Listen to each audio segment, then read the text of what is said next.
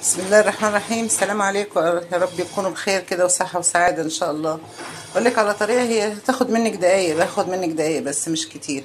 لو عندك الكاتل بصي زي القشطة اهو، ما فيهوش اي حاجة زي الفل، بس من جوه بصي عامل ازاي، بيبقى عامل كده.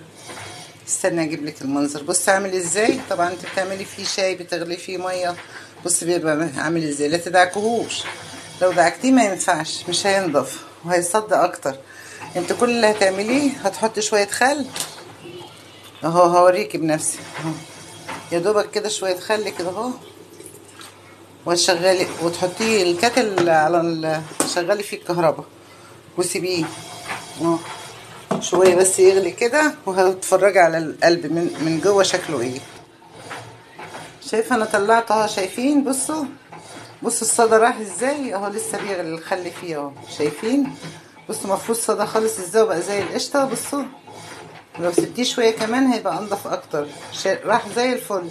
شويه الخل بس حطيهم، حطيهم يعني معلقتين ثلاثه كده، وحطيه على اكنك هتعملي شاي. بصي الجمال، بصي بقى ابيض وجميل ازاي اهو.